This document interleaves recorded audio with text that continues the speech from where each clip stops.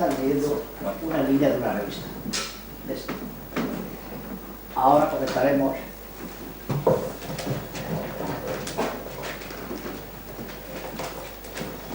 el porqué de utilizar este documento, esta revista. De Madrid, el cielo, que no al cielo. Repito, de Madrid, el cielo, que no al cielo. Era el tema más utilizado por los cronistas del siglo de oro para hacer propaganda de la recién estrenada Villicor. El cielo azul de la ciudad, combinado con la finura del aire y la pureza de las aguas, fueron los valores naturales elegidos para loar la imagen saludable de la sede de la monarquía hispánica en su esplendor ahora.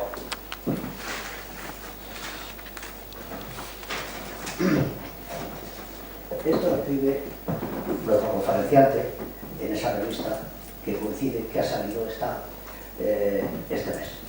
Del trabajo de esa revista, fundamentalmente, va a versar su conferencia.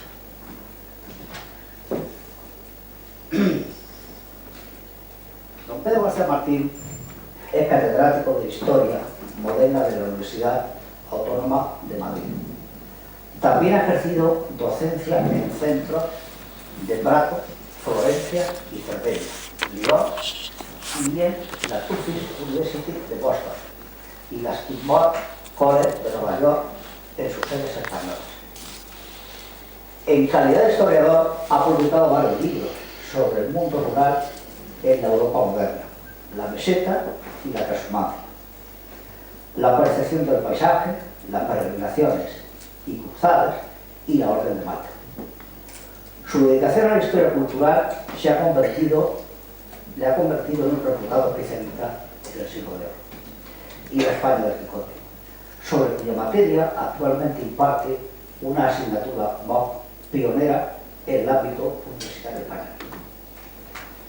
Entre sus obras destaca el ensayo Historia visual de las cruzadas modernas, de la Jerusalén liberada a la guerra global. Asimismo, ha editado El periplo pacífico de don Fabrique Enrique de Rivera, adelantado Manuel de Castilla hacia los santos lugares, a comienzos del siglo XVI. Ha colaborado en numerosas actividades de divulgación histórica, en particular en las revistas Historia XVI y la Aventura de la Historia, como el siglo XII,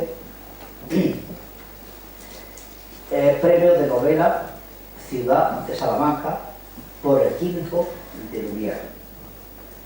Otra obra de referencia en este campo histórico literario es Rutger el Rojo, narración originada de un expediente inquisitorial del periodo de la Guerra de Sucesión, de gran aceptación en España y también traducida al portugués, y la más reciente, La Virgen de Lope.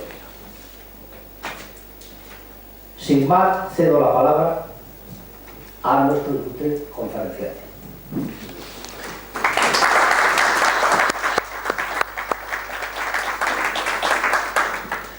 Señoras y señores, buenas tardes. Muchas gracias por estas palabras de presentación, a todas luces hiperbólicas, porque corresponden al buen hacer de un alumno que me aprecia. Y antes que nada, lo que deseo es expresar mi agradecimiento a la dirección, a los miembros y al público asistente de la Universidad Popular Carmen de Michelena por su amable invitación a impartir esta conferencia en su sede de Tres Cantos. Agradecimiento que hago extensivo a don Juan Sánchez Bascuñana, que está siendo uno de los mejores embajadores de la Universidad Popular en la Universidad Autónoma para traerles a profesores a sus ciclos de conferencias. Vamos a ir entrando en materia. El tema escogido para la charla es la vida cotidiana en la España del siglo de oro. Pero antes de entrar en lo que Fernán Brodel llamaba las estructuras de lo cotidiano, es decir, la familia, la casa, la alimentación, la vivienda, el juego, las diversiones, las fiestas.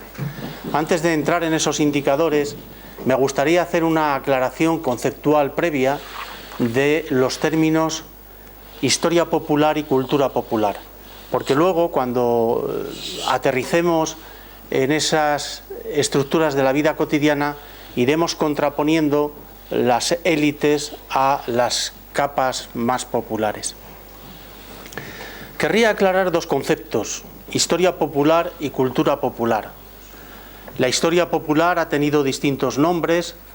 A principios del siglo XIX se le llamaba historia industrial, los darwinistas la llamaban historia natural, los grupos de izquierda socialista la utilizaban para referirse a la democratización de la historia, y recientemente se la va asociando a la historia oral, a la memoria oral, con la que trabajan sobre todo los historiadores de contemporánea. Y la cultura popular también ha conocido distintos nombres. Podría citar autores que hablan de una cultura folclórica frente a una cultura intelectual, de una cultura patricia frente a una cultura plebeya, o de una cultura de las élites frente a una cultura de las clases subalternas. Pero no quiero cansarles ni con nombres de autores ni de títulos, sino hacerles reflexionar que cada vez que hablamos de historia popular o de cultura popular, lo que estamos haciendo es dar protagonismo al pueblo en la historia. Estamos ensanchando la base de la historia a las capas populares. Hasta aquí de acuerdo. Ahora bien, ¿qué es el pueblo? Estamos todos de acuerdo en que el pueblo es siempre mayoría, pero para los antropólogos y los etnógrafos es fundamentalmente el campesinado. Para los sociólogos es el proletariado, y para los nacionalismos exacerbados y excluyentes, pueblo es igual a un linaje étnico. Y esto es una concepción mistificadora, engañosa, porque un historiador no debe considerar al pueblo como una colectividad. No somos un político que está haciendo un llamamiento a un manifiesto al pueblo X, sino que debemos considerar al pueblo como un grupo social que es el grupo de las clases subalternas. ¿Cuándo se cobra conciencia de que esas clases subalternas, clases populares, tienen una cultura distinta a la ilustrada o a la cultura de élite? Pues a finales del siglo XVIII y principios del XIX, con el romanticismo, porque autores como el alemán Herder o los hermanos Grimm, los autores de los famosos cuentos, empiezan a recopilar baladas, costumbres, trajes, antigüedades de esa otra capa social que es distinta a las élites. Y no solo se convierten en coleccionistas, sino que acuñan conceptos, el concepto de Volkslied en alemán, de folclore en Inglaterra, que considera que todo este acervo de las capas populares expresa el significado de un pueblo. En este descubrimiento de la otredad, de que frente a las élites hay una cultura oral, fundamentalmente, que corresponde al pueblo, hubo dos tipos de razones. Una estética, la acabo de apuntar, la reacción contra el neoclasicismo, que corre de la mano del movimiento romántico. Pero la otra fue política, porque se asoció la idiosincrasia de cada pueblo a los movimientos de liberación nacional que estallan en Europa tras la caída de Napoleón y que quieren liberar a los pueblos dominados, sobre todo por el Imperio Otomano, les quieren liberar de ese yugo y que reaviven sus culturas tradicionales. Es la labor que emprende Lord Byron cuando marcha a Grecia a luchar por la independencia del pueblo griego. De este periodo hemos heredado tres conceptos que tenemos que utilizar con bastante sutileza: primitivismo, purismo y comunalismo. Primitivismo es la falsa creencia de que las canciones, los trajes, las costumbres se han ido transmitiendo sin sufrir cambio alguno durante miles de años. Y no es así. La cultura nace de la vida local y cambia constantemente. Y lo que hoy consideramos algo in illo tempore, ancestral, a lo mejor solo tiene apenas 2 o 3 generaciones de vida. Podemos hacer la prueba. Vamos a un pueblecito español y preguntamos a los ancianos del lugar: oiga, ¿y esas ruinas romanas o ese lienzo de muralla, de cuándo es? ¿Qué edad tiene? Y le responderán: es antiquísimo, por lo menos es del tiempo de los moros. Es decir, que tan solo se puede remontar 3, 4, 5, 6 siglos, porque lo propio del pensamiento poco desarrollado es que es intemporal, no tiene la conciencia del tiempo profundo que pueden tener los paleontólogos o los historiadores. El segundo concepto es el purismo, por el que el verdadero pueblo solo serían los campesinos. El sufrido campesino de la España imperial es el que definiría el medio rural en el siglo de oro. Pero ¿qué ocurre con los artesanos? También están creando desde la ciudad cultura y cultura popular. Y el tercer concepto es el comunalismo, la creencia de que el pueblo crea colectivamente.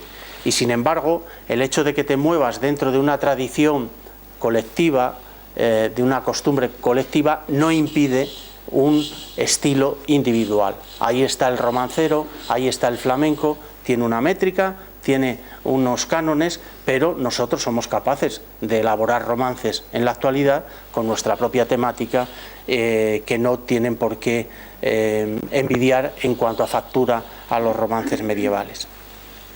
Para estudiar, entrando ya más en materia, para estudiar el tipo de fuentes que nos pueden ilustrar sobre la cultura popular en la España del siglo de oro, tenemos fundamentalmente los pliegos de cordel. Los pliegos de cordel se vendían en las ferias, se colgaban, de ahí le viene el nombre, sobre un cordel, una hoja a 2 aguas, y el público que asistía a la feria podía adquirirlos por apenas unos reales, unos maravedíes.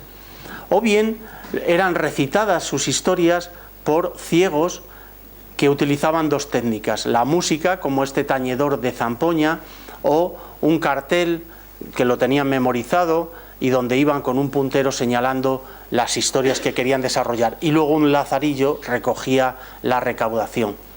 Los temas son muy variados, van cambiando constantemente. Pueden ser vidas de santos, pueden ser vidas de criminales famosos, cuentos. El propio Quijote se adaptó a los pliegos de cordel. Se enumerarán los oficios.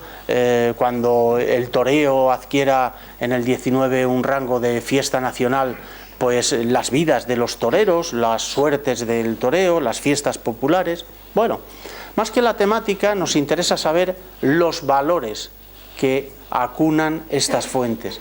Y aquí hay 3 posturas.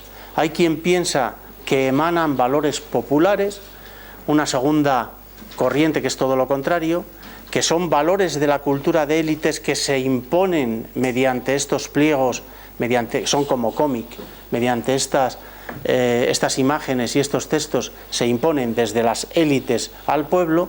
O quizás la teoría más plausible, que es el producto de unos impresores avispados, tienen los ojos puestos en el mercado y van sacando una temática u otra en función de la demanda. A partir de aquí nos vamos a adentrar en esas estructuras de lo cotidiano que anuncié al principio. Para ver la vida cotidiana en cualquier periodo histórico, pues vamos a partir del concepto de familia.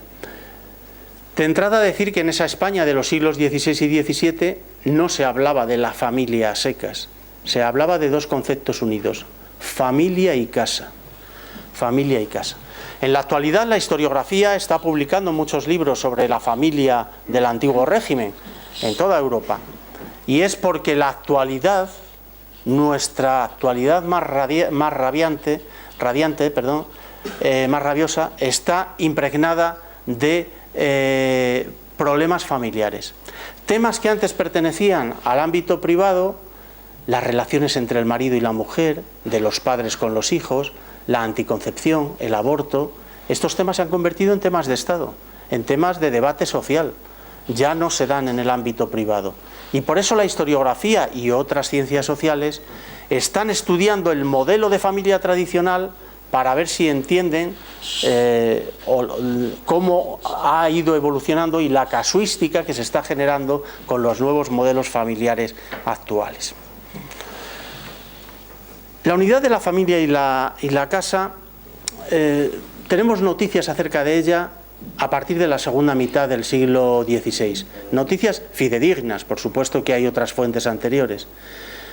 Son fidedignas porque a raíz del Concilio de Trento y de la Contrarreforma se obliga a los curas párrocos de los países católicos a registrar libros parroquiales de bodas, bautizos y defunciones.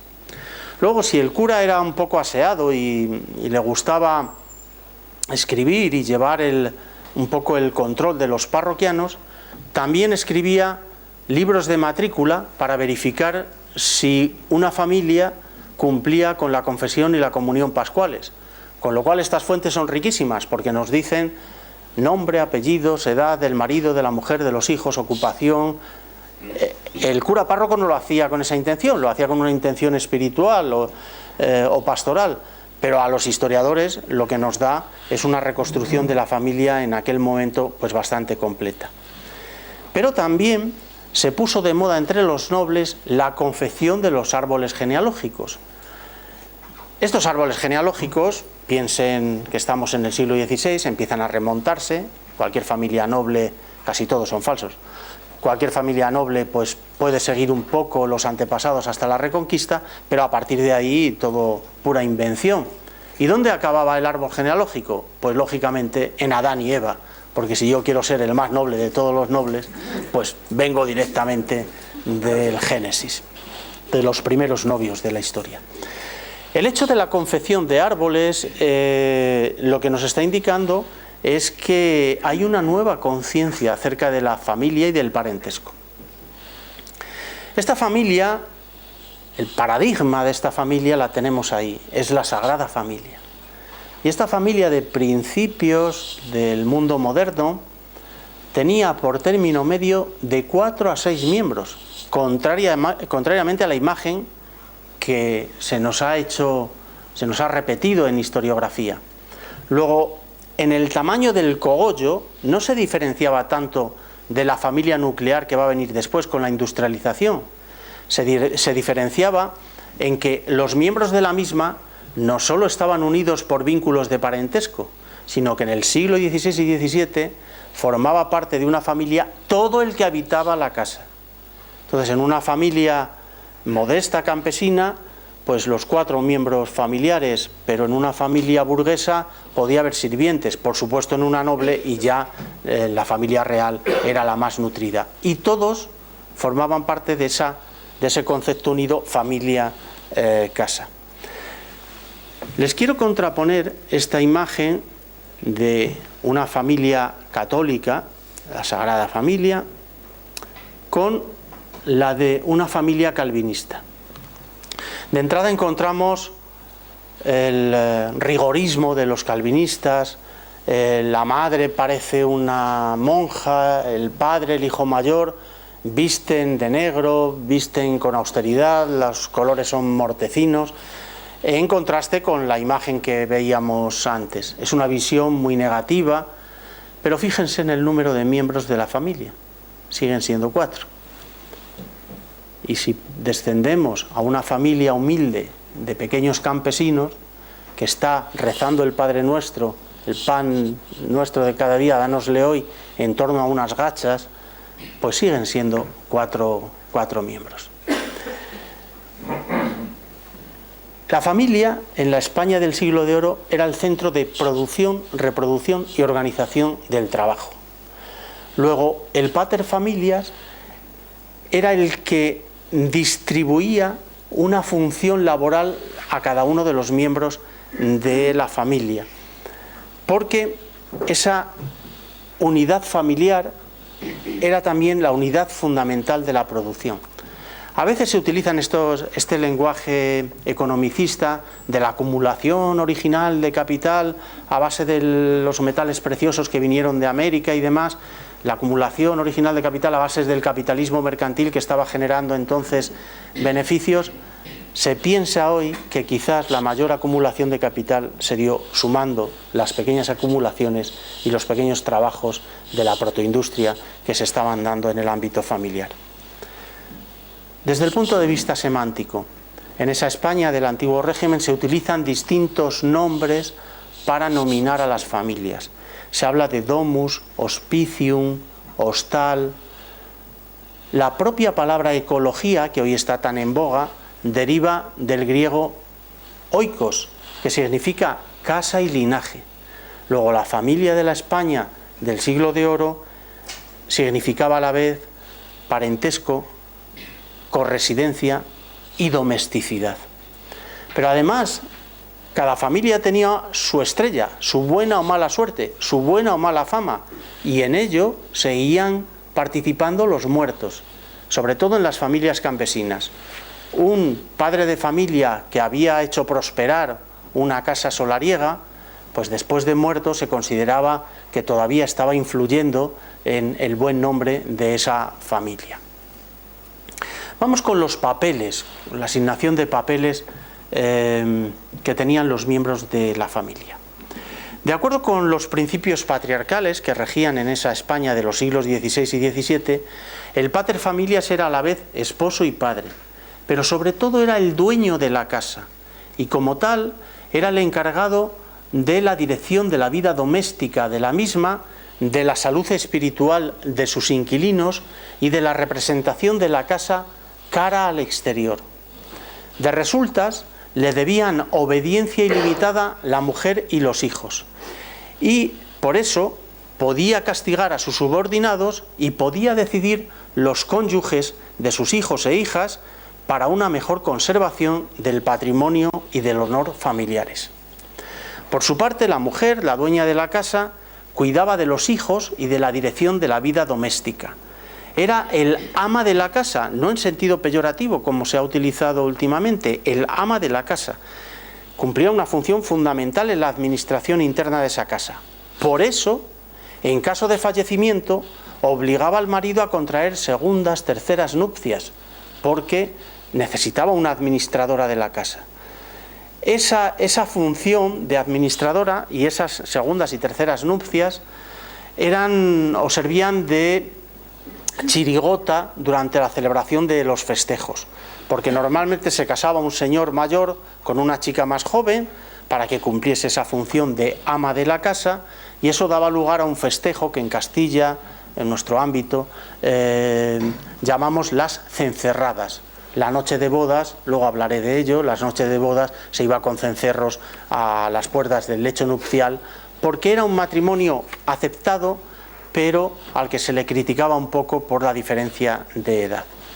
En definitiva, estamos asistiendo a una división sexual del trabajo, en la que las tareas femeninas van a quedar relegadas frente a las tareas masculinas. O dicho de otra forma, a la mujer le va a quedar el ámbito privado y el ámbito público, la guerra, los negocios, van a ser privativos del hombre.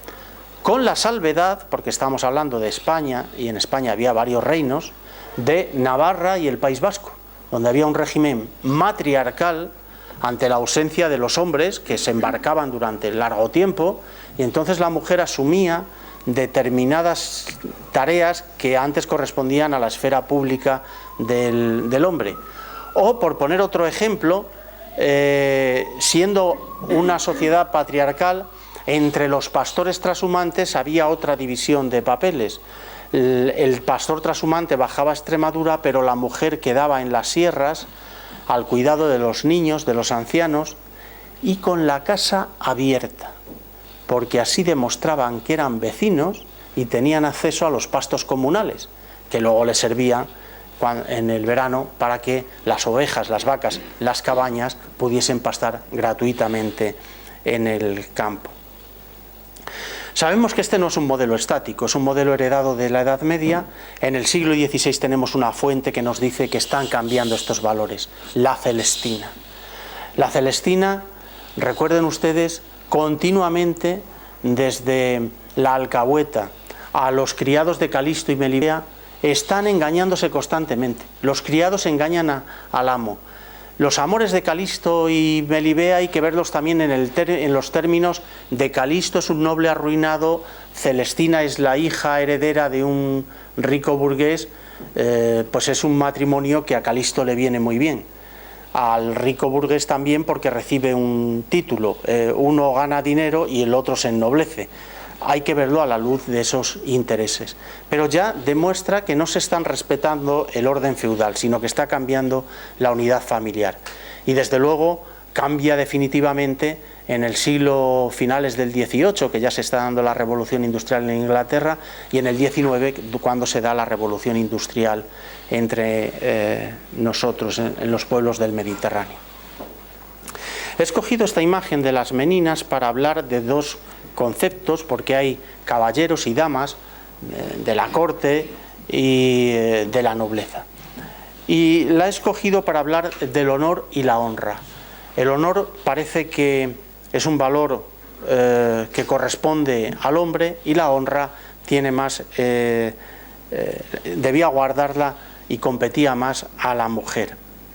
El honor en el hombre se relacionaba con la negativa al ejercicio de trabajos viles, mecánicos.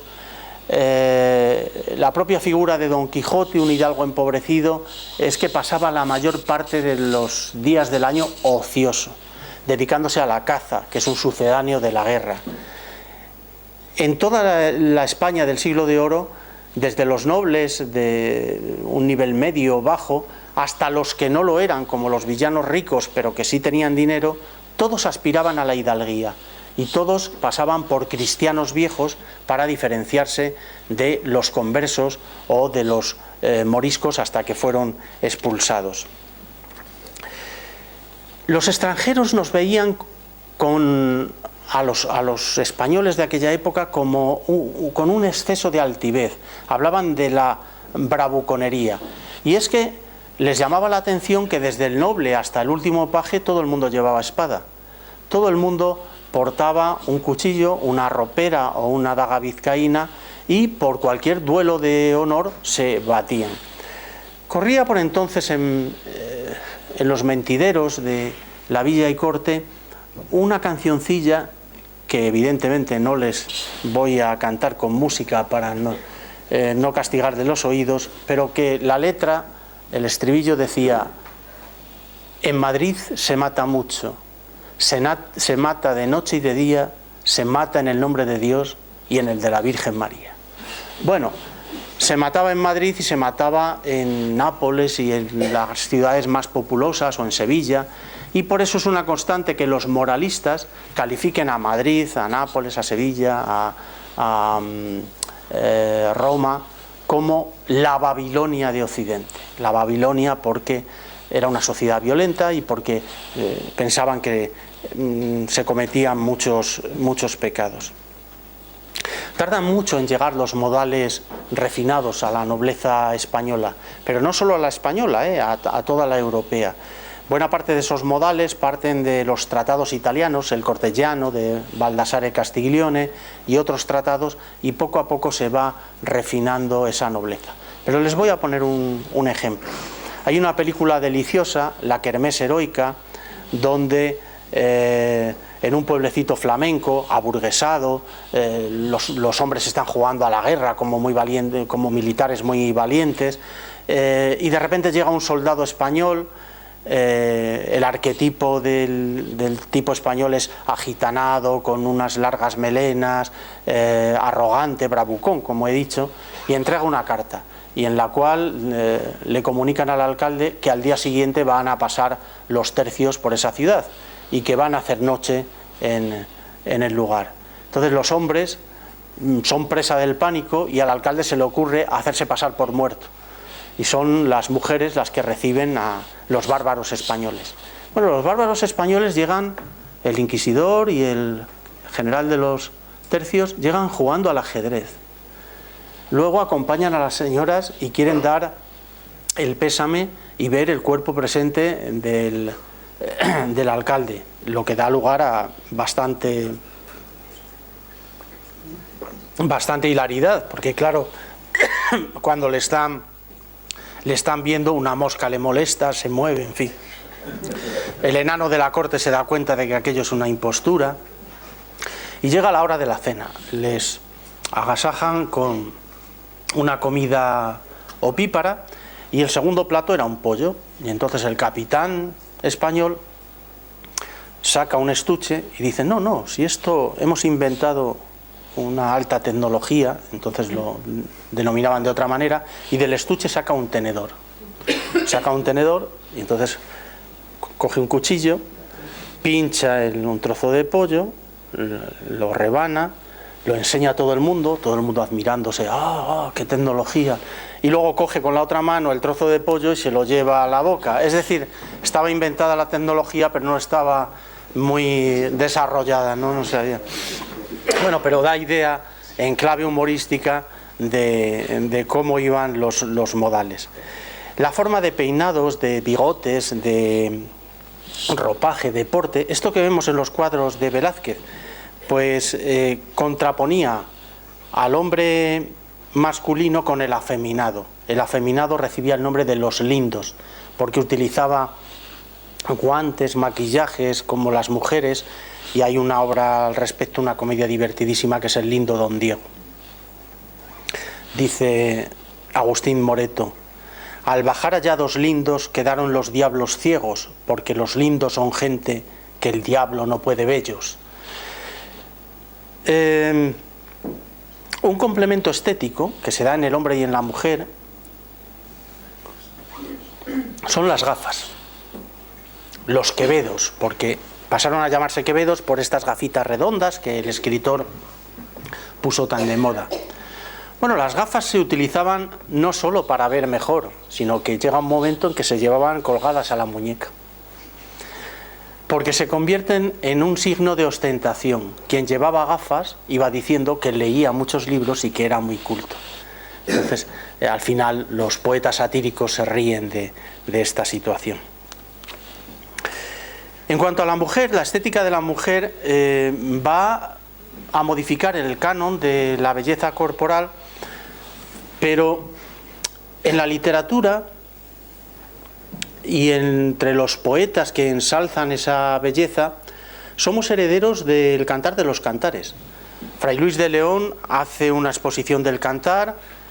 Petrarca previamente había utilizado las mismas metáforas que salen de los versos bíblicos para comparar la belleza de una mujer, y son constantes en decir que tienen los cabellos de oro, los labios de grana, los dientes como perlas, los ojos son luces, lumbres, estrellas. Humberto Eco supo muy bien aprovechar estos conocimientos en El nombre de la rosa, cuando hace la descripción de la aldeana y le dice: hermosa eres, bella, aunque eres morena. Morena no porque fuera negra, sino porque estaba curtida por haber trabajado al sol, era campesina. Y le dice: tus dientes son como un rebaño de cabras que baja desde las fuentes de Galad. Humberto Eco conocía perfectamente estos textos. El principio de belleza era el de Petrarca, y Petrarca había dicho que un bello manto una beldad adorna. Es decir, que una mujer hermosa, si se arregla, es más hermosa, pero que una mujer fea, utilizan unas expresiones terribles, dicen, no mejora de su situación de tarasca. Son tremendamente crueles con las feas, como dicen en los documentos. Y luego hay una crítica que está fundada, no es antifeminista ni mucho menos, y era que la mujer, la noble, pues gastaba bastante en vestido, en consumo suntuario. De hecho, el conde duque de Olivares saca unas leyes antilujo, porque los hombres se lo gastaban en coches y las mujeres en ropa y en afeites.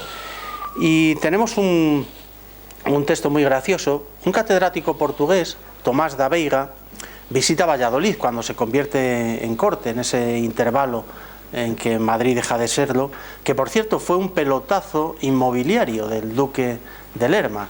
El duque de Lerma tenía pactado con Valladolid el cambio de capitalidad, él y sus clientes, su clientela, compraron casas en Valladolid. Cuando se traslada la clientela sube el precio de las casas, las revendieron a los cortesanos que fueron allí e hicieron la misma jugada con Madrid. Y al regresar a Madrid, pues cometieron esta irregularidad especulativa. ¿Cómo se salvó de la quema? Pues muy sencillo, se dio a conocer o se hizo pública esta irregularidad cuando el duque de Lerma había sido nombrado cardenal y ya no hubo forma de procesarle por la vía civil. Bueno, pues este portugués, Tomás de Veiga, visita Valladolid, el Valladolid cortesano, y escucha a los moralistas: no, las españolas no gastan mucho en ropa, hay que ver lo que gastan por ahí las extranjeras. Y dice, bueno, yo simplemente voy a componer un poema enumerando pues las ropas, las prendas que he visto que ha comprado una dama en una tienda. Y dice: arandelas, lechuguillas, velos, rebozos, listones, periquitos, gargantillas, plumas, moldes, espaldillas, redes, pecho y cabezones, tocas, cofias y grabines, trenzas, mastros, tranzadillas, cintas, bobos y velillos, guantes de ámbar, jazmines de flores, perro y polvillos, firmalles, prendederos, cebollinas, floretinas, bandas, puños, vueltecitas, fuzqueles, cintos vivos, seros, brazaletes y manillas, pretinas y trenzaderas, alzacuellos, abanillos, rebozos, leques, arillos, arracadas y gorgueras, firmalles y regalillos, guantes de ocaña y de flores, ligas, medios, zapatillos, chapines, randas, cintillos, balonas, apretaderas, piernas, rodillas y tobillos. Bueno, pues unos grandes almacenes. Por lo tanto, de la cabeza a los pies, un batirburrillo de prendas ayudaban a realzar los encantos de la mujer. Les interesará saber que, bueno, desde la antigüedad siempre ha habido afeites, ha habido maquillajes en la mujer, pero los cosméticos más utilizados por la mujer española de los siglos XVI y XVII eran el solimán para la piel.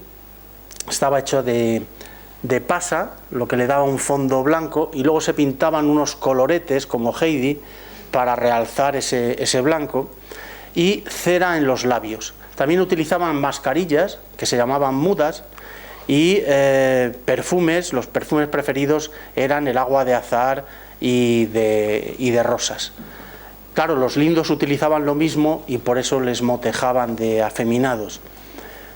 Pero hay un tipo de mujer muy especial, ¿no?, que es, se ha perdido la palabra: las opiladas.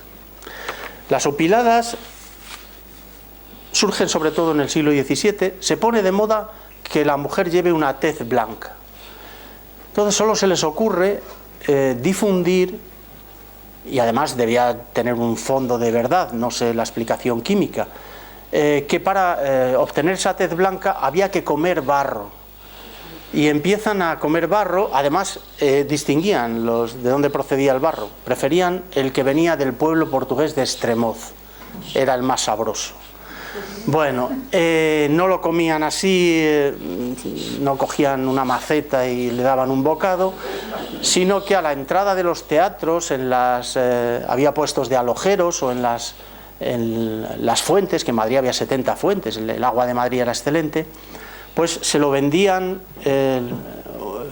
en pastillas, unas pastillas que tenían la tierra en el interior y estaban envueltas en sabor a canela, a menta, para hacerlo pues un poco digerible.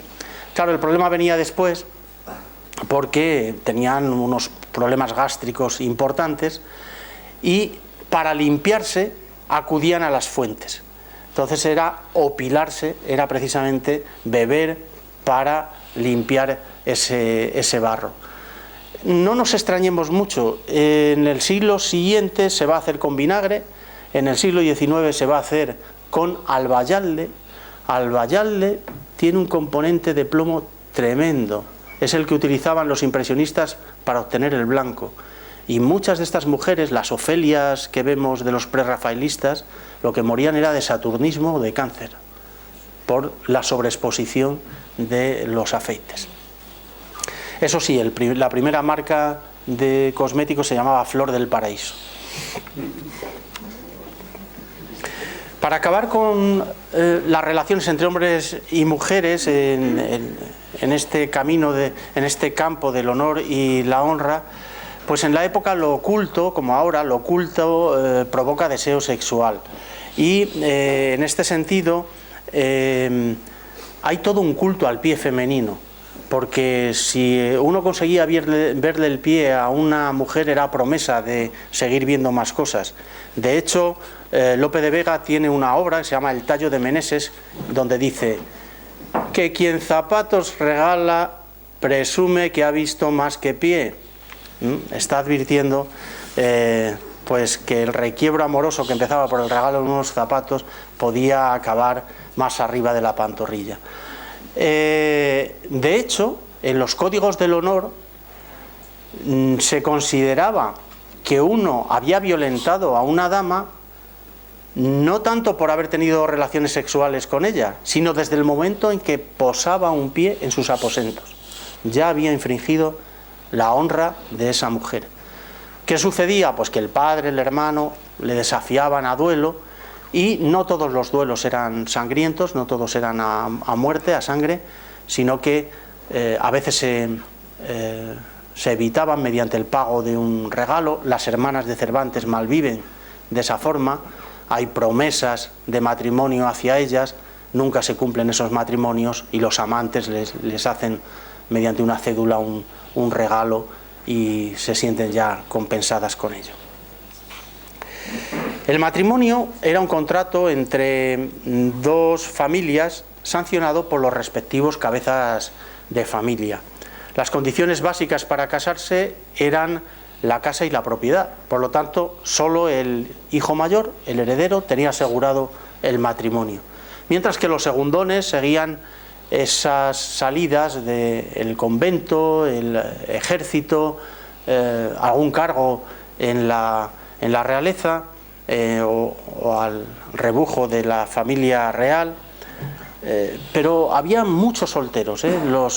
En las estadísticas de la época, en las relaciones topográficas de Felipe II o luego en el catastro del Marqués de la Ensenada aparecen muchos solteros.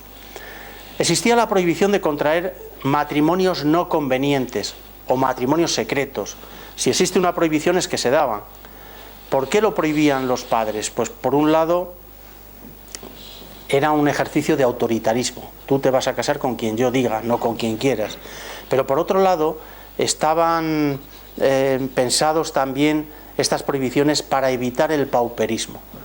Si tú te casabas con una persona de un rango inferior, lo que se llaman en las comedias de capa y espada matrimonio entre desiguales, pues estabas abocado a ir a la ruina. Entonces había una mezcla de autoritarismo y también de ver por los intereses, de velar por los intereses de los hijos.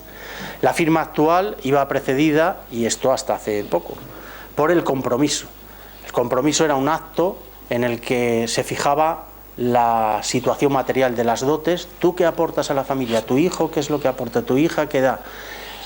Dote que existe hasta para, como saben ustedes, hasta para los religiosos y las religiosas que entran en clausura.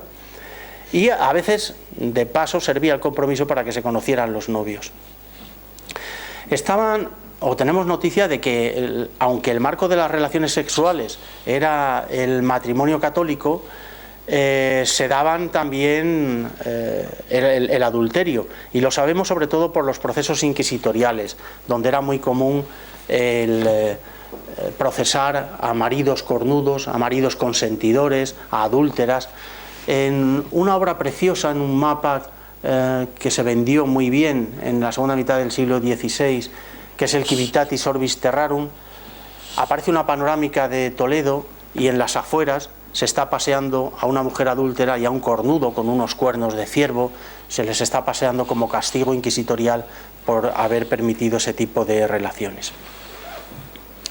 En cuanto a la infancia, a los niños en pintura solo los van a ver así, como el niño Jesús con la Virgen María, o como el niño Jesús con San Juanito.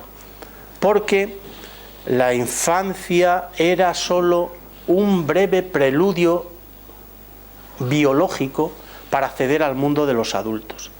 A este mundo se accedía entre los 7 y los 9 años, que era la edad que se consideraba de la discreción, la edad de la confirmación, cuando un niño pasaba a discernir lo que estaba bien o mal. La óptica es religiosa, pasaba a saber si estaba pecando o no. Mientras tanto, los niños compartían espacio, juegos, diversiones con los adultos, vestían como los adultos, como vemos en esa imagen de una taberna. Los niños eran introducidos en el mundo laboral del padre, mientras que las chicas quedaban bajo la tutela de la madre. Una crítica muy común de los religiosos ya entonces era que se malcriaba a los niños y a las niñas, y se les decía: los niños se les enseña a ser bravucones y a desenvainar la espada. Ahora son de madera, pero cuando sean mayores se les está enseñando a ser pendencieros. Y a las niñas se les está enseñando, que ya jugaban con los muñecos y jugaban con los vestidos, a ser unas coquetas. Y por lo tanto eran los religiosos los que estaban continuamente aludiendo a los defectos en la educación de hijos e hijas. En cuanto a los niveles de vida, lo anterior nos sirve para una alimentación popular, esta sería para una mesa burguesa. No existían en la España del momento una igualdad, una aspiración de igualdad social. No todo el mundo aspiraba a lo mismo, sino que existían modelos sociales y modelos de comportamiento distintos. Se daba además una contradicción entre los principios teóricos del cristianismo y las actitudes prácticas. De tal manera que la pobreza, que se decía que era una virtud, en la práctica era tenida por una vergüenza. Y al revés, la riqueza, que era un presunto obstáculo para la salvación, pues era signo de la merced divina. Recordemos el pasaje aquel bíblico de: es más fácil que un camello entre por el ojo de una aguja a que un rico entre en el reino de los cielos. En la práctica se daba esta hipocresía. En el capítulo de la comida y de la bebida, a pesar de lo cotidiano del hambre, de la enfermedad y de la muerte, sí tenemos testimonios de glotonería, pero cuando se daba una gran comilona era como una fiesta de diferenciación social. La comida cotidiana era más bien escasa para las capas populares, consistía en unas gachas, en algunos hogares todavía llegaba el vino, el queso, pero los más pobres tenían que acudir, y luego veremos una imagen, a la sopa boba que se daba en los conventos o en los municipios o en los cuarteles para alimentar a los menesterosos. A lo mejor se han preguntado ustedes de dónde viene la expresión matar el gusanillo. Uno desayunaba en aquella época tomándose una copa de letuario, que era un aguardiente de naranja, pero mucho más amarga que el zumo de naranja que tomamos en la actualidad. Podía seguir con unos duelos y quebrantos, unos huevos con torreznos, ya era un desayuno contundente. Además demostraba que era cristiano viejo porque estaba comiendo puerco. Y luego se tomaba una copa de aguardiente, porque se consideraba que en nuestro estómago teníamos una bacteria, el gusanillo, que era la que se iba comiendo la comida. Entonces, para matarla del todo, nos pegábamos el lingotazo de aguardiente por la mañana y ya nos haría bien la digestión. La carne, el pescado eran artículos de lujo, los comían fundamentalmente las clases acomodadas. Puede haber una excepción en las bodas de Camacho, por ejemplo, que aparecen en el Quijote. Aquí he traído un cuadro de Bruegel, es una boda, se ve bien a los novios, a los padres de la novia. La novia tiene encima un cesto y dos haces de gavillas que tienen un significado, y es el deseo de que sean fértiles, que tengan muchos hijos. Bueno, pero era excepcionalmente. Desde el punto de vista gastronómico había dos sistemas culturales. Se expresan mediante la metáfora del pan. Había un pan de príncipes y un pan de pobres. El pan de príncipe lo comía la familia real, pero los nobles y la burguesía también, y estaba amasado con trigo, con cereal de primera calidad.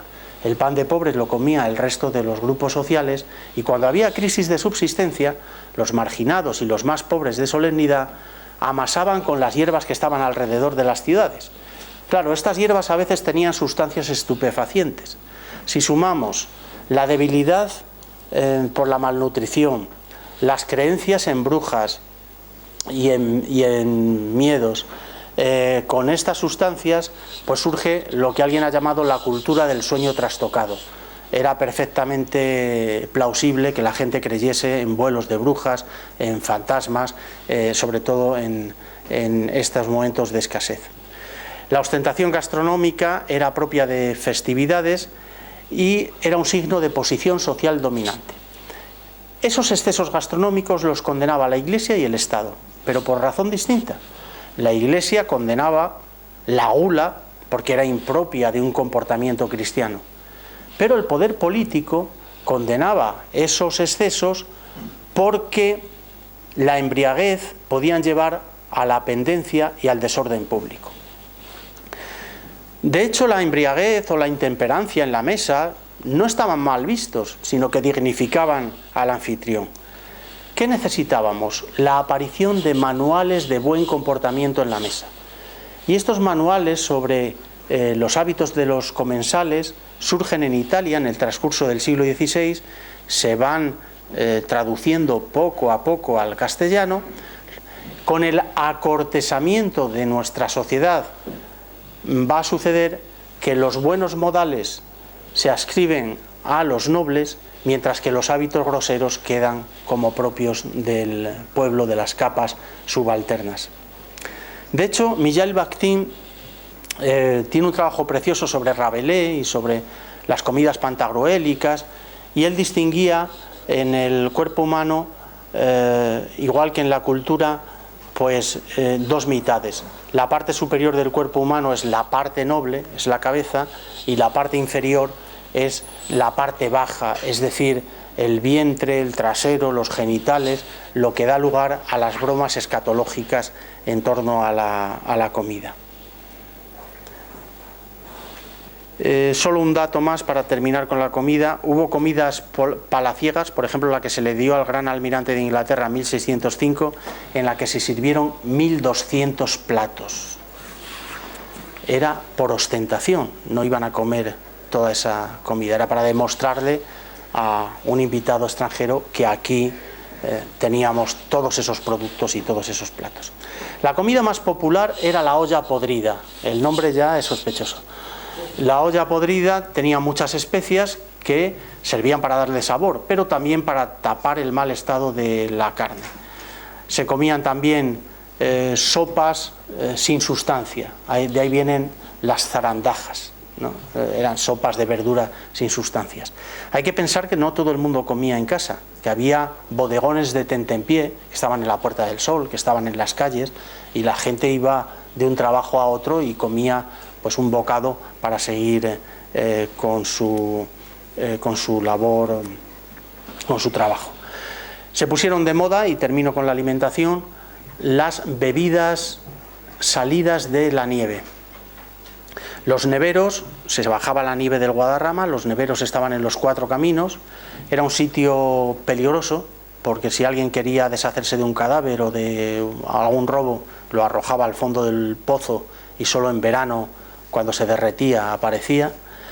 Entonces las bebidas más comunes para entrar en el teatro, dentro del teatro había pozos, porque las obras empezaban a las 3 y acababan a las 9, pues era la hidromiel, miel con agua con canela, las alojas, y se pusieron de moda por influencia italiana los helados. Los helados vienen en el 17 desde Nápoles, y era una forma de agasajar el pretendiente a la dama. Se los compraba normalmente a la puerta del teatro o en el transcurso de los paseos por el Prado o por la calle Mayor. En cuanto a la vivienda, era un ejemplo de comida popular, la vieja friendo huevos de Velázquez, y algún ejemplo más de los niveles de subsistencia de los que estamos hablando. el reparto de pan a los pobres de solemnidad. La limosna podía ser en metálico, podía ser en pan. A este respecto eran muy cínicos. San Eloy decía: necesitamos que existan los pobres para que los ricos puedan expiar sus pecados dando limosna. En cuanto a la vivienda, era una necesidad elemental. Ya he adelantado antes que para ser considerado vecino en la España de los siglos XVI y XVII había que tener casa abierta. En los censos se decía: este pueblo, Colmenar Viejo, que lo tenemos al lado, se puede consultar las relaciones topográficas de Felipe II, tiene 30 vecinos, 2 viudas y 3 pobres de solemnidad. Ni las viudas ni los pobres eran vecinos. Esto era interesante a efectos fiscales y era interesante también porque el vecino tenía acceso gratuito a los comunales, por lo tanto a los pastos, a la leña muerta, para poder reparar las casas, para poder coger combustible. Por lo tanto, tener casa imprescindible para estar dentro de la sociedad. Las casas estaban mínimamente acondicionadas, vivían animales y personas juntas, apenas estaban cubiertas para protegerse de las inclemencias. No disponían una división en habitaciones como ahora, especializadas, el dormitorio, la cocina, etcétera, sino que todo el mundo vivía en torno al hogar. Y el hogar era muy importante porque aquí se desarrollaba el trabajo familiar, como vemos a la señora hilando, pero se producía algo más importante desde el punto de vista cultural: la transmisión del conocimiento. Es una época en la que no hay televisión, no hay radio. La gente invitaba a otros vecinos, acudían a la velada, ese era el centro social. Y en la velada se contaban las novedades que venían del extranjero, se comentaban los sucesos, los chismes. Era el medio de transmisión de información de la época. Les recuerdo que no hay que irse muy lejos. Un siglo más tarde, Kant, el famoso filósofo Kant, jamás salió de su pueblo. Lo que hacía era que cada vez que un personaje importante pasaba por el pueblo, le invitaba a comer o le invitaba a cenar. Y ahí le sonsacaba y se estaba al día de todas las novedades que sucedían en Europa. Solo se transforma la cultura de la vivienda a finales del siglo XVII, cuando el campesinado rico empieza a fabricarlas en piedra, y sobre todo cuando la burguesía, primero la holandesa y la italiana, recuerden ustedes los cuadros de Vermeer, empiezan a asignar a las habitaciones funciones específicas, adquieren mobiliario, adquieren cartografía. Es un cambio radical que triunfará cuando el nivel de renta sea más desahogado en el siglo XIX. Con respecto a la vivienda, y ya que tenemos una imagen de Madrid, decir que desde el momento que Madrid se convierte en villa y corte, entonces como ahora, surge un nuevo impuesto. El ayuntamiento quiere recaudar un impuesto titulado la regalía de aposento. La regalía de aposento significaba que todo aquel que fuese propietario de una vivienda de 2 pisos o más estaba obligado a, o bien alojaba a algún invitado de la corte, o bien pagaba un impuesto para evitar ese invitado no deseado. Muy bien, pues los madrileños entonces empezaron a construir lo que se llamaban casas a la malicia. De cara al exterior parecía que solo tenían un piso y en el interior construían hacia abajo, hacia arriba, hacia los lados y tenían varias dependencias. Muchos de ellas tenían bodegas. Les invito a ver la casa de Lope de Vega en la calle Cervantes. Hay que ser cortitos en nuestros mandatarios municipales para llamar calle Cervantes a donde estaba Lope de Vega y calle Lope de Vega donde está enterrado Cervantes, con lo bien que se llevaron en vida. En cuanto al juego y las diversiones, la literatura y la pintura nos muestran la variedad enorme y el alto grado de sociabilidad que existía en la época, porque no había separación, como ahora, no había fin de semana, no había separación entre trabajo y ocio, sino que el juego o un festejo podía surgir con motivo de la venida de una infanta para casarse con un rey español, con motivo de la canonización de San Isidro, se decretaban una semana de festejos. Con motivo de la muerte de Lope de Vega, el ayuntamiento decretó una semana de festejos. Es la gran apoteosis del barroco. Eso sí, las fiestas y los juegos tenían características estamentales. Y a la nobleza, aquí la vemos, si se fijan en la imagen de la derecha, están alanceando un toro, y en la imagen de la izquierda están haciendo un juego de cañas. A la nobleza le gustaban pues juegos que les recordasen a sus antepasados.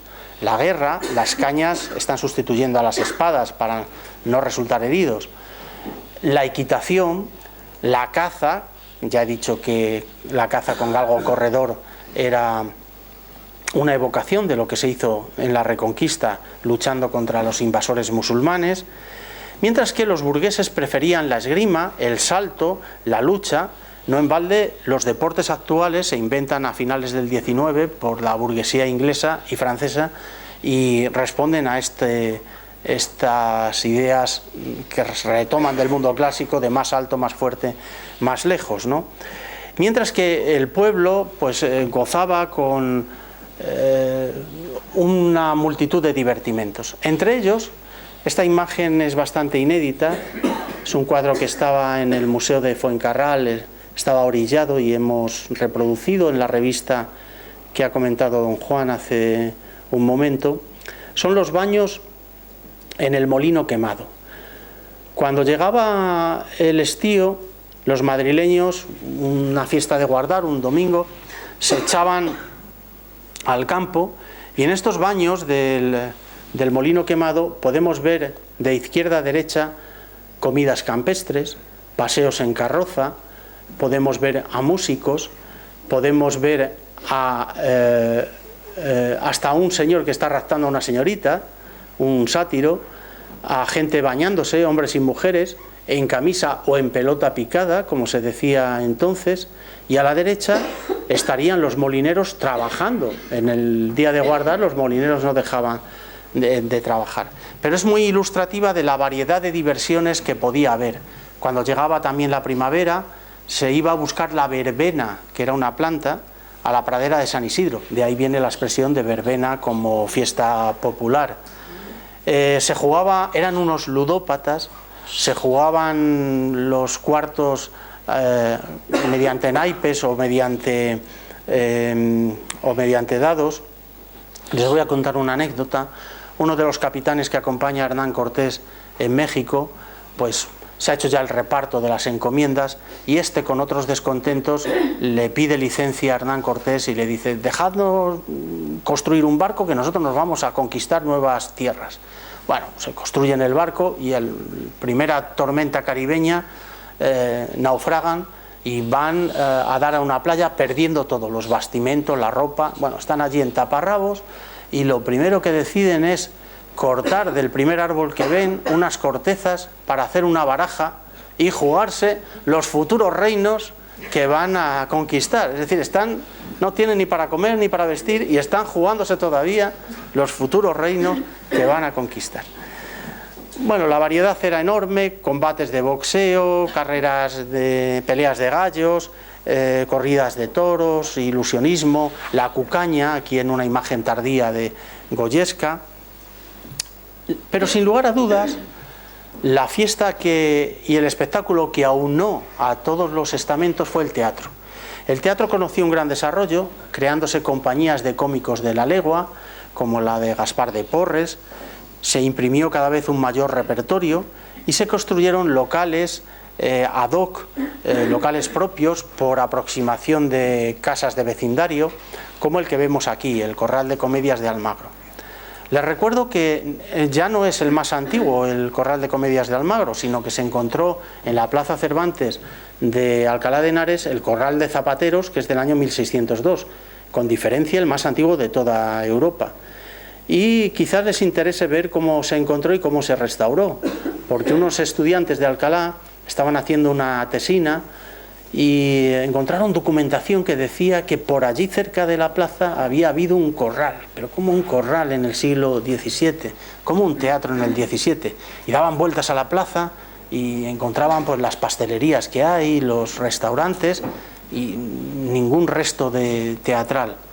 Hasta que cayeron en la cuenta de que sí había habido un cine hasta los años 60.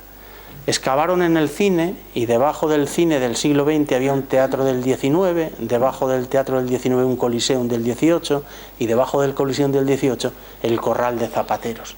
Entonces lo ha restaurado Peridis, manteniendo capas de cebolla para que se vea la evolución de un local que siempre ha estado al servicio del espectáculo.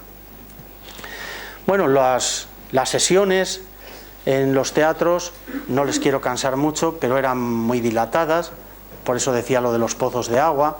Las mujeres iban a la parte de arriba, justo estarían enfrente del escenario, a la cazuela. El nombre de cazuela es porque las mujeres hablaban mucho, cotilleaban mucho, y entonces parecía aquello que estaba hirviendo la cazuela. Los hombres se situaban abajo, iban buscando bronca, algunos de ellos estaban pagados por autores enemigos del que estrenaba la obra.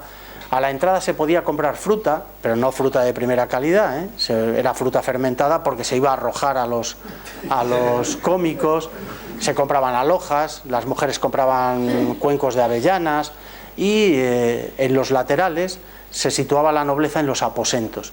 Y claro, servía de comidilla pues a unos y a otras. Mira, el marqués de Santa Cruz ha tenido la desvergüenza de venir con su amante. En fin, menos silencio había de todo en el teatro.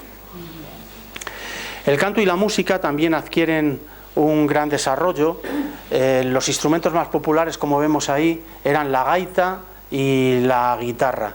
Y al lado de la práctica musical privada, la que se daba en las cortes, cada corte tenía una capilla musical, empiezan a surgir grupos profesionales también en la iglesia, el músico cortesano en palacio, los chantres en las catedrales, grupos municipales en las ciudades que son el embrión de las futuras bandas de música. Y lo que sí se da es una separación entre música cortesana y la ópera y el ballet. El baile era la actividad que más afición despertaba, pero se contraponían los bailes populares, que aquí vemos en una kermés, porque los moralistas decían que eran obscenos, paganos. No olvidemos que pagani en latín es campesino. Paganos, se mezclaban hombres y mujeres, la cosa acababa como el rosario de la aurora. Se mezclaban con la ópera y el ballet. En la ópera y el ballet hay palcos. Es el reflejo de la sociedad estamental. Cada uno ocupa el nicho que le ha tocado al nacer. Y además en el ballet no se juntan tanto los hombres y las mujeres, sino que se reproducen estéticamente las perfectas formas cortesanas. Luis XIV era un gran bailarín de ballet y en todas sus coreografías aparecía detrás un sol, el rey sol, que era la propaganda que se hacía de él. En cuanto a las fiestas, no les voy a cansar enumerando la cantidad de fiestas que había, ni voy a ir por estaciones, sino citarles las dos más destacadas. El carnaval, que aquí vemos en un cuadro de la lucha de Don Carnal y Doña Cuaresma. El carnaval es una fiesta neutra, porque participaban todos los estamentos sociales. Tiene sus orígenes en las Saturnales romanas, que despedían el invierno mediante un regreso a la Edad de Oro.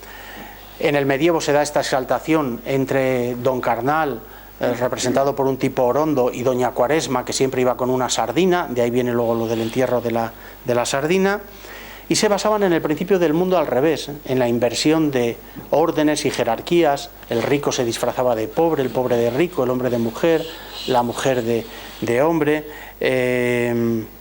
y utilizaban máscaras, banquetes, desfiles, lanzaban peleles al aire, pasacalles. Ante la posibilidad de protestas fueron prohibidos reiteradamente, lo que quiere decir que no surtía efecto la prohibición. Y desde luego también había a veces connotaciones, no era lo mismo un carnaval rural donde los personajes aparecían animalizados que el carnaval de Venecia, que era muy refinado y aparecían con las máscaras que todos conocemos. Lo que me interesa, y voy terminando, es hacerme esta pregunta: ¿el carnaval era revolucionario? No. El carnaval significaba la ruptura de la norma para reafirmar la norma. Hasta el martes de carnaval yo no podía beber en demasía ni podía cometer excesos carnales. Durante unos días puedo cometerlos, pero después del entierro de la sardina vuelve todo a la normalidad. La norma se rompe para reafirmar la norma. Humberto Eco lo describía muy bien con Bambi. Dice, para que Bambi tenga un final feliz, empieza un cervatillo, qué mono, ¿no? El cervatillo en el campo y tal. Pero luego se rompe la norma, se le muere la madre, se le incendia el bosque y al final todo vuelve a ser feliz, le acogen el resto de los animalejos del campo. Es esta línea quebrada que puede servir también para ilustrar el carnaval. Y luego está la cencerrada, a la que aludía al principio de la charla. La cencerrada, pues lo que protestaba era contra los matrimonios desiguales. Podían ser cencerros, pero podían ser también gestos obscenos, gritos. Algo de esto ha quedado en la sociedad industrial. Recordarán ustedes las caceroladas contra la dictadura de Pinochet. Pues es algo de forma de protesta política que ha venido del mundo rural, desde Europa ha pasado a América. Pues bien, entre estos dos niveles culturales, el de las élites y el popular, se pasa de los intercambios a la ruptura. Y para ello se utiliza un instrumento, el miedo. El miedo está omnipresente en Europa desde la peste negra de 1348 hasta la revolución científica, que puede explicar muchas cosas, ¿no? Y hasta la revolución industrial. Y el miedo se manifestaba en literatura, en las danzas de la muerte, en la iconografía, con estas imágenes que están asesoradas por el Concilio de Trento. Vamos a mostrar escenas truculentas en las procesiones, un Cristo crucificado, una dolorosa. Pero había dos tipos de miedo. El miedo cíclico, que era cuando pasaba un cometa, una estrella fugaz. No había un utillaje mental que explicase en aquella época qué significaba aquello. Entonces se le daba, recuerdo un documento donde decía, dicen que se ha visto un cometa en Nápoles y una mujer del susto, una mujer de 85 años ha dado a luz. Bueno, pues se explicaban estos fenómenos por vía irracional. Había otros miedos cíclicos. Yo tengo miedo en mayo, cuando tengo que hacer la declaración de la renta, es decir, el paso de los recaudadores de impuestos, de hombres de guerra, porque traían consigo desórdenes. Pero a los que me quiero referir para terminar es al miedo reflejado. Los peores eran el miedo reflejado, producto de la reflexión de las élites dominantes sobre las desgracias de los tiempos. Hacían pensar a los parroquianos en Satán, en el pecado, en los judíos, en los extranjeros, en las pestes. Eran miedos infundidos desde la ideología dominante, es decir, desde el sacerdote a través del púlpito. Si te estaba hablando continuamente del infierno, del fin del mundo, del milenarismo, pues tú, que no tenías, que además eras un simple y no tenías más que las imágenes de la Iglesia para poder interpretar aquello, pues era una forma de disciplinar a las capas subalternas desde la cultura dominante. Termino diciendo que a pesar de todo esto y a pesar de los miedos, nunca se rompió del todo, ni se ha roto en la actualidad, la circularidad cultural entre la cultura de élites y la cultura popular. Una y la otra se retroalimentan, los temas se ponen de moda, las costumbres pasan también de moda, y cada tiempo nuevo trae cosas nuevas y, en definitiva, la vida cotidiana en la España del siglo de oro sufrió un cambio de modelos con la llegada de la Ilustración y la aparición de nuevos valores, de nuevo mediante la circularidad cultural del pueblo y de las élites. Nada más, muchas gracias.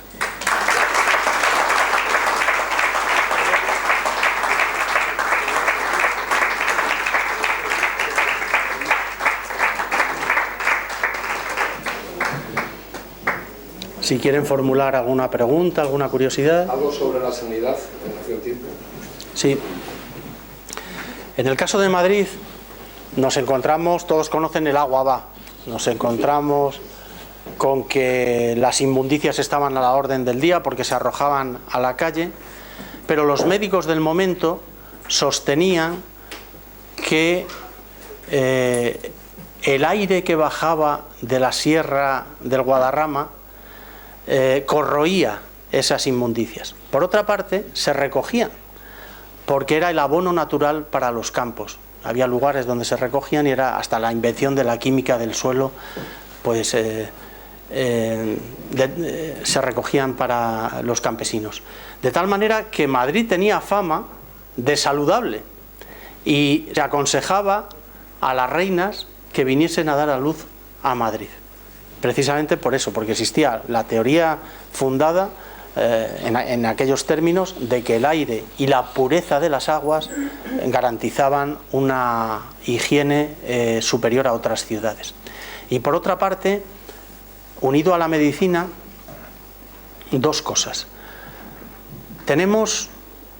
Estamos a la vanguardia de Europa en ese momento. El primer tratado de psiquiatría lo edita un médico español, Juan Velázquez. Nada más que entonces a la depresión o a estas dolencias que ahora se diagnostican con estos nombres se le llamaba las enfermedades del alma, la melancolía.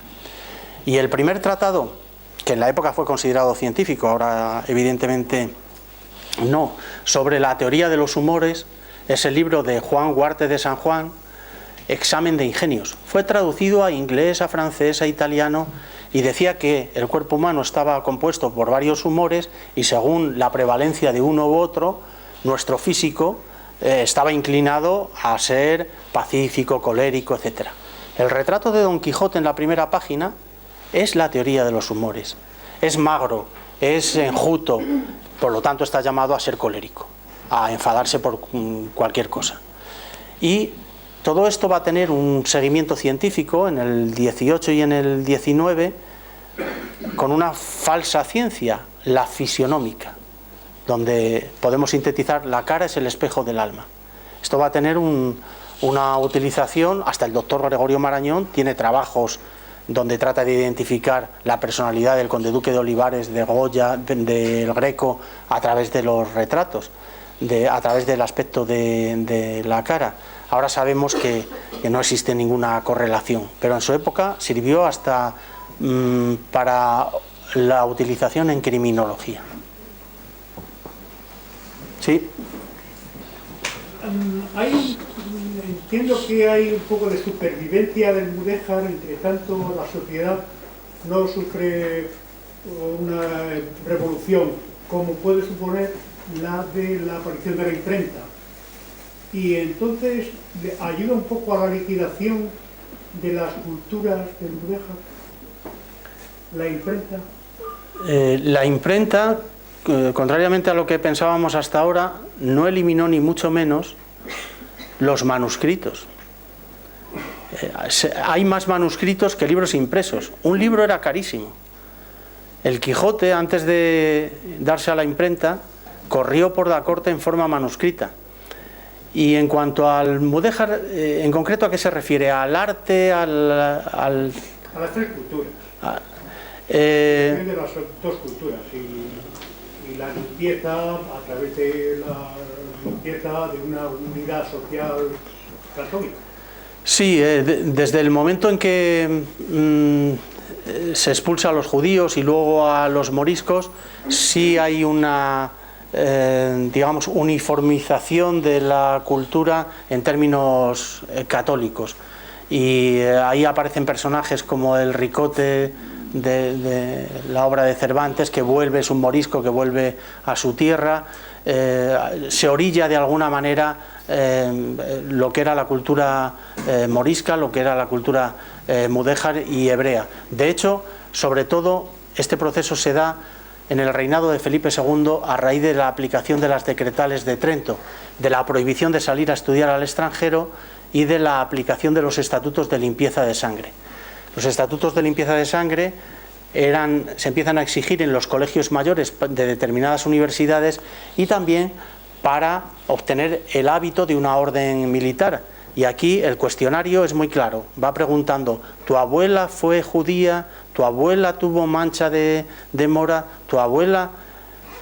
Iban por las abuelas porque el pueblo judío es matrilineal, e iban preguntando también por el resto de los antepasados. Entonces sí, se agudiza los controles sociales desde el punto de vista religioso con el apogeo de la Inquisición en el tránsito del 16 al 17. Yo entendía algo con la tolerancia esta que, por ejemplo, la aparición del retablo de las maravillas, o sea, aquello se representa y es una puesta en evidencia del sacrificio que supone para el entendimiento, tener que aceptar solo por el retablo este de las maravillas. Entiendo por la tolerancia que puede haber. ¿Cómo que si es que luego desaparece completamente? El retablo de las maravillas es ironía cervantina, ¿no? Tienen que ver lo que les dicen para demostrar que son cristianos viejos. Pero fíjese, había enormes contradicciones, porque por un lado, desde el poder, había una cierta opresión a través de la Inquisición, de los controles sociales, pero le voy a poner un ejemplo relacionado con los baños, la imagen que hemos visto de los baños desnudos. Los extranjeros, los embajadores no entendían eso, no comprendían esa escena. Habían estado viendo a las mujeres españolas en invierno con mantillas recatadas, yendo a la iglesia, llegaba el verano y se ponían en camisa, y algunas se desnudaban. Decían, pero ¿cómo una mujer católica hace esto en verano? Si esto no lo hacen ni las puritanas, ni las protestantes, ni las... Había ese tipo de contradicciones. Por un lado, la sociedad era muy rígido y había pues unas normas determinadas. Por ejemplo, el rey no puede ver desnuda a la reina, que es el motivo de la novela de Torrente Ballester, El rey pasmado. Pero por otra parte, podía perfectamente ir de picos pardos. Existía esa doble moral y esa hipocresía. Solo se sale de ello a partir de la Ilustración, a partir del siglo XVIII. Y así todo hay una involución con Fernando VII, el absolutismo y otra vez la restauración de la Inquisición y de los controles sociales.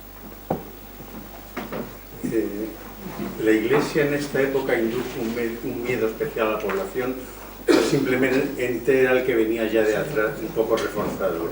Es decir, ¿fue un momento especial de meter miedo a la población? Esto ya venía de atrás y siguió. Retomó miedos anteriores, pero yo hablaría de las iglesias, porque igual que la Iglesia Católica lo estaba haciendo en los países mediterráneos, la Iglesia reformada, las reformadas o los anglicanos o los calvinistas lo estaban haciendo en sus respectivos confesiones.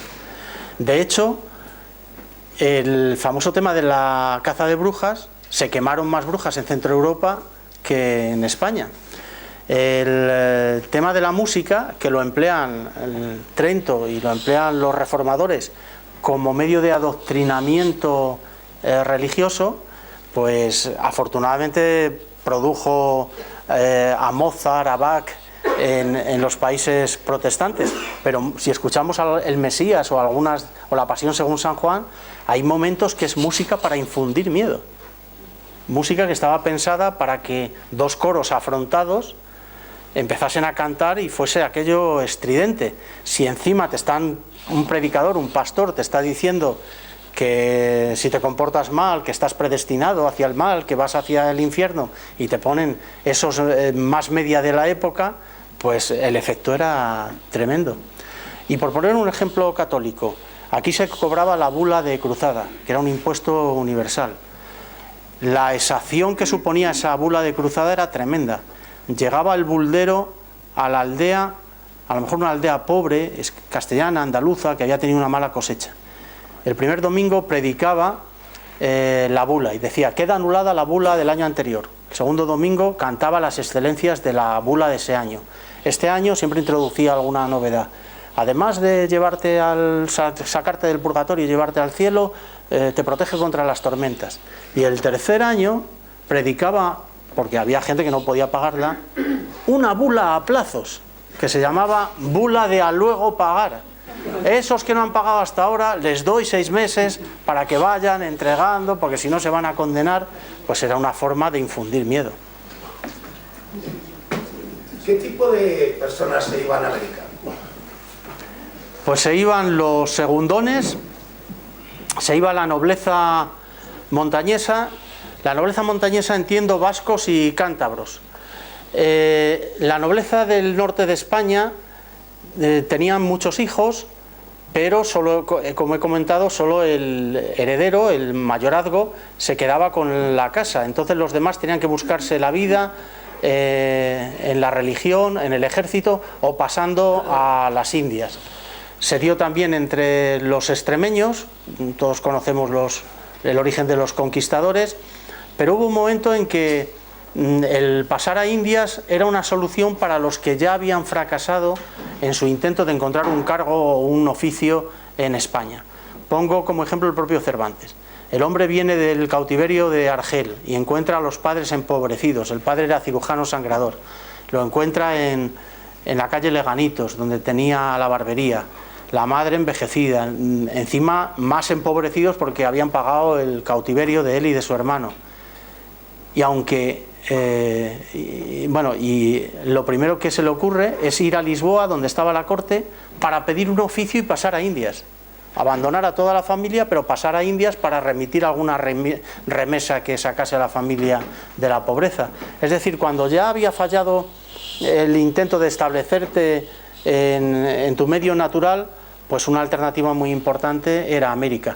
También para los prófugos, también para los que tenían cuentas pendientes con la justicia, para otras personas que tenían otra motivación, los evangelizadores, que querían hacer su profesión de fe en las misiones en América, sobre todo después del Concilio de Trento. ¿Cómo se digería en España la España imperial? ¿Cómo, perdón? ¿Cómo se digería el pueblo la España imperial? ¿Qué movimiento había alrededor de todo esto? El concepto de España imperial. Bueno, el concepto de España imperial lo elaboran sobre todo los juristas y los pensadores políticos. Recuerdo ahora a Gregorio López Madera o algunos juristas de la época de Felipe II que dicen que por el mero hecho de la extensión de los títulos y de los territorios del monarca católico era ya una monarquía universal. A la gente de más llana, a la gente de las aldeas, del pueblo, estos conceptos ni les llegaban. Ellos no, lo único que les podía llegar era el reclutador de los tercios, y la forma de recluta era vendiéndoles las bondades que iban a ganar en la guerra.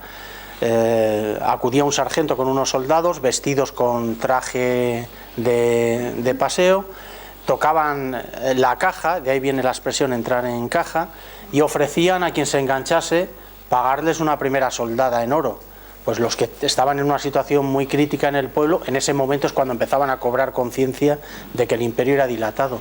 Si no, la idea de que en España no se ponía el sol solo la tenían los letrados, la gente culta y el entorno de la corte y los cargos políticos, pero el ciudadano de a pie de la España profunda no concebía esto, ni siquiera los súbditos americanos. O sea, cuando ha ido el rey Juan Carlos por primera vez es cuando han visto a al rey de las Españas, ¿no?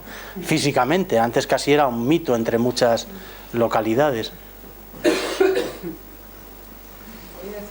El concepto como educación, me imagino que en la clase burguesa existiría, pero en la clase llana del pueblo sería la transmisión del conocimiento, como usted ha dicho, alrededor del hogar, porque la cultura mínima, ¿no? Bueno, vamos a establecer una gradación.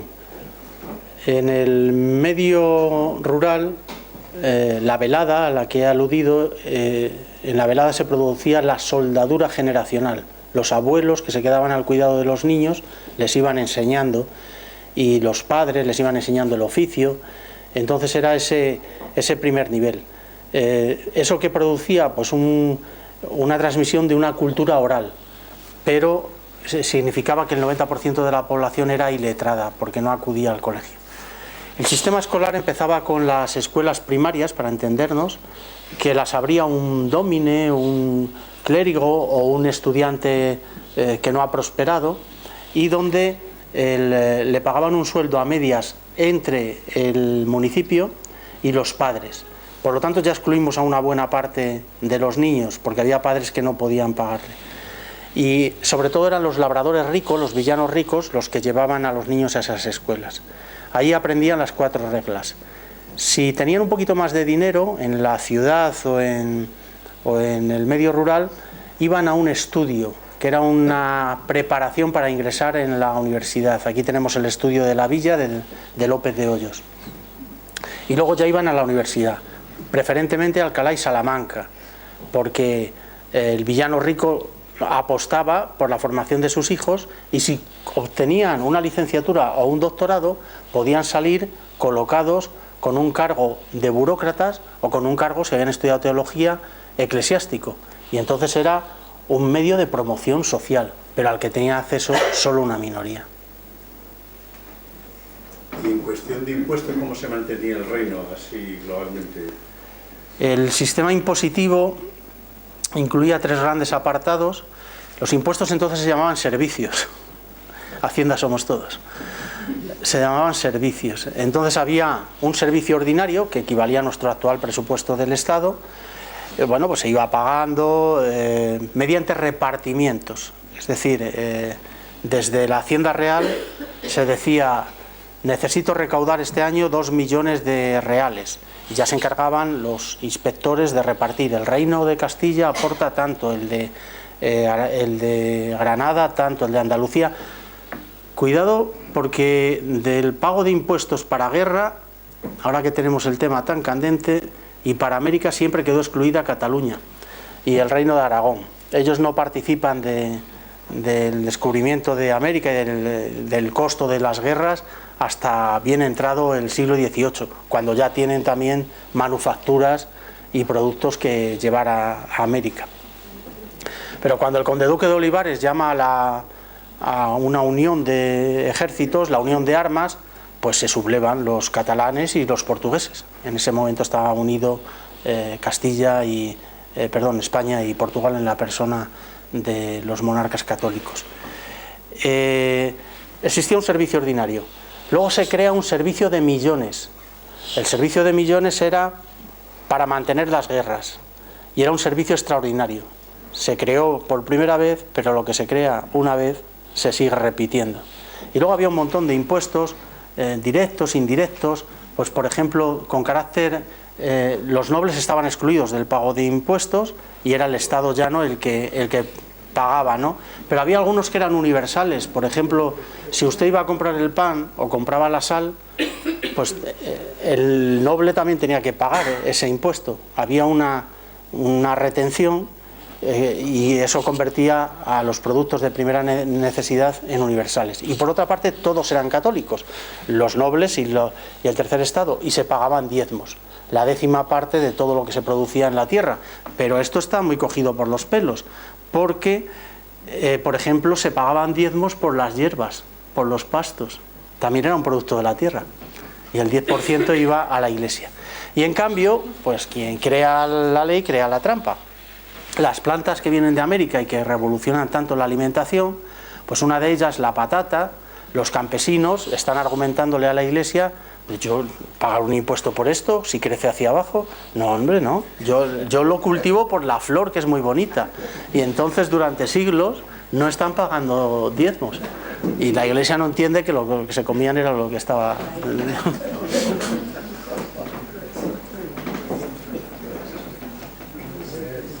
Sí. ¿Es posible que Cataluña la excluyen del comercio con las Indias? Que está todo llevado a Sevilla y que entonces Cataluña está impedida de... No, pero no la excluyen de forma... Las Indias se toman o se descubren en nombre de los reyes católicos, pero la corona de Aragón no quiere participar de la carrera de Indias, quizá también porque por una tradición geopolítica vienen de un mundo medieval donde ellos tenían un imperio mediterráneo y sus intereses estaban en Sicilia, estaban en esas factorías que era donde ellos comerciaban, en las factorías italianas. Y luego sí se eluden el pagar impuestos para conflictos bélicos. Pero en el 18, cuando ya las Indias la carrera de Indias está mucho más regularizada, se ha descubierto pues casi todo el continente, la Casa de la Contratación pasa de Sevilla a Cádiz porque los buques tienen tal cabotaje que no les permite remontar el Guadalquivir. Entonces es cuando cobran interés los súbditos de la corona de Aragón y sobre todo en este caso los catalanes, que eran los que tenían las manufacturas o los productos comerciales que podían exportar hacia el Nuevo Mundo. Pero fue esa la razón, no hubo una exclusión decretada, ¿no? Fue más bien interesada.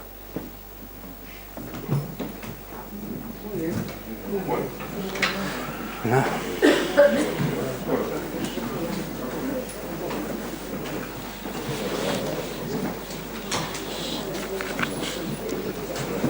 Muchas gracias, profesor. Ha sido una charla formidable. ¿Les ha gustado? Nosotros somos pobres y le concedemos un recuerdo muy bien, humilde, pero bueno. Pues muchísimas gracias. Gracias a